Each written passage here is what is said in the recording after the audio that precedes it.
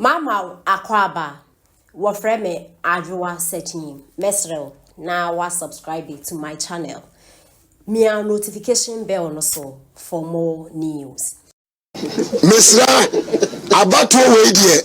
Asante Rigi ha NDC fo ni wa ha papa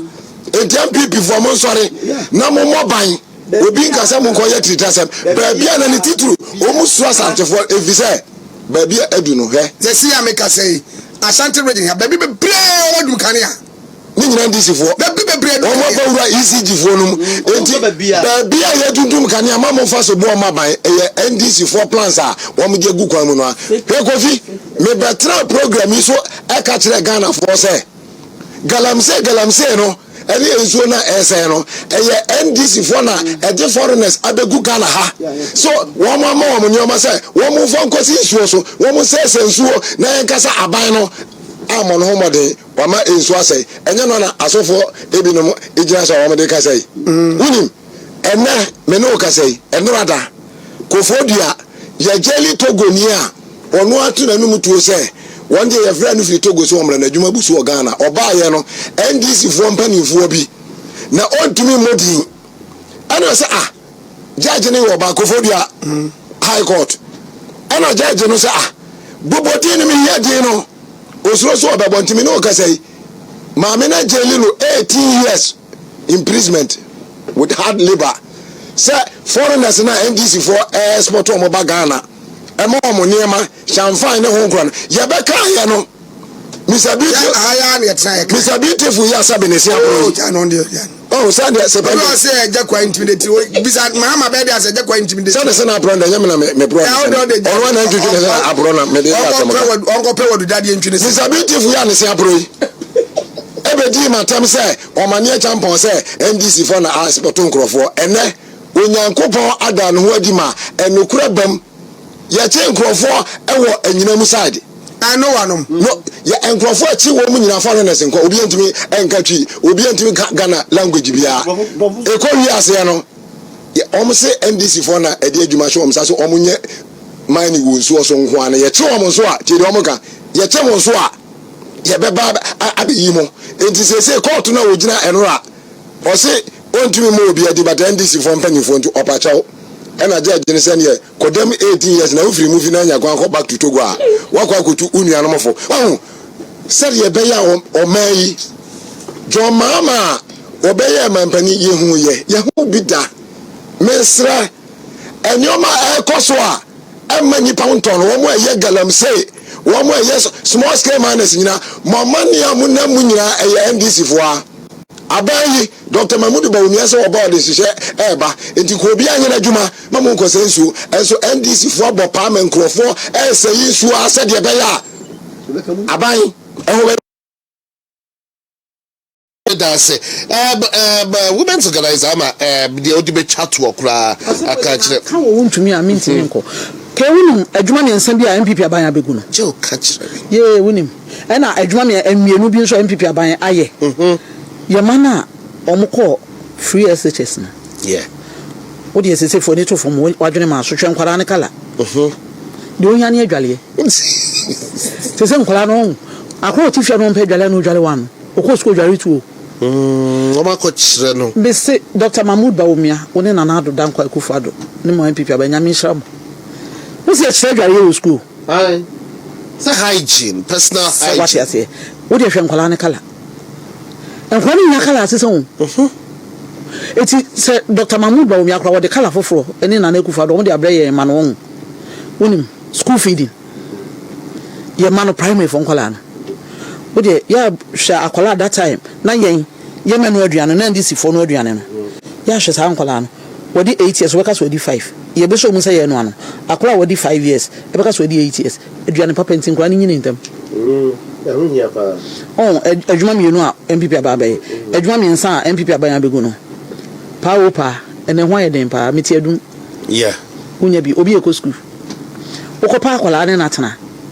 ene hu bi o ma no mo dodo no ko mo kwa ho no ene eho ayeden pa afretie MPP aban egu no sade ko ton ye ntoma de ma na eko school say school fees in Jabim, admission fee in Jia. MPP aban obegu afrete enti mi gina fidi kese so ka kire aba tan no say yenum say na MPP aban nyame de ne ba maaye mi so ba tan bia wote se miama kwa rubu atan wote ya ne mada achinti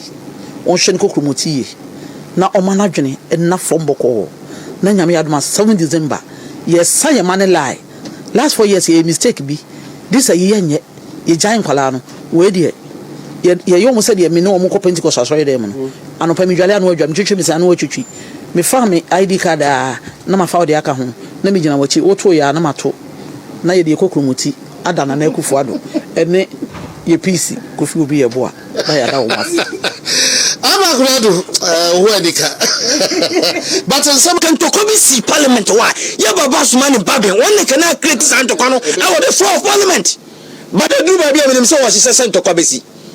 But Ochenian Punyankupo we. Yeli si fonu bese biano MPP fonu obenya ho akoma adoje Santocano beso mede omde ba no ombese du ba bia ka se o na na dan kwa kufu ado time ni emfa se bia entoko bia de esi o ma o entoko bia nsi china because NDC MPs no omde beba but ye MPs fonu de nam say ye did the rule of law na de eye adwumenti no ye betimi ayama bibia tima ye kama eti ye de MP fonu ye bo mo so pa ye bo ma baso hwa no dompremo e kwa afa so o kam o mo kofo no down ne ade ne se chale munya abotre ne ade uni se enu asenka ye ka ye pa anodom pre ko wuru amukura ne bia na obi anyede enwurem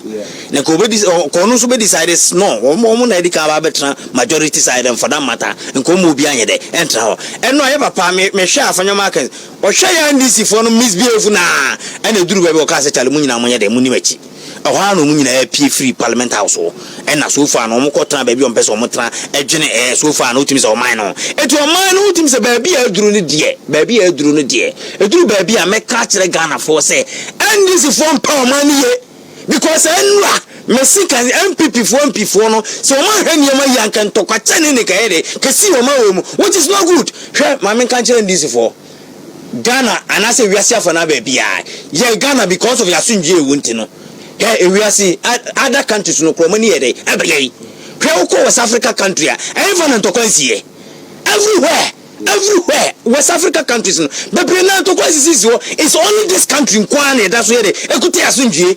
utimi sa asunjie na nkasa nso no hwe edu ba bia Ghana da bia me de meka me sei asunjie na ye wo no da bia mo mane tira odin da o na sinia se duru ba bi na se other countries na cool sisi no se cool sisi ba bi na bi besi ye ni de betime asi ye nim de betime free my head esie etie de asunjue na so fa ye enjoy in this country no keke me de mesere say Ghana fo obi an contribute ni asunjue ni enkoso na ye de ye ntra ho ne papa abambabe eno a me de me nim keke according to article 112 no clause 6 no senka se mfa say seat bi oni ye declare vacant say bia mfa say within 3 months see within 3 months and can declare vacant because 6 months to 3 months to election who could declare any seat be vacant at the end of the day no yentimi nkoto ababia maybe according to 1992 constitution akra me my de me so far no article 112 no clause 6 no sa na ye de eka but we dey declare vacant it means say what declare vacant ye baka koto ababia na say and say what declare vacant say so far no also declare based on article 90 and your part say no part say sabio from na for na wo moto aba ema papa ne ko ye no so far no mfa so ho no what declare vacant ti papa no free parliament wana so nyere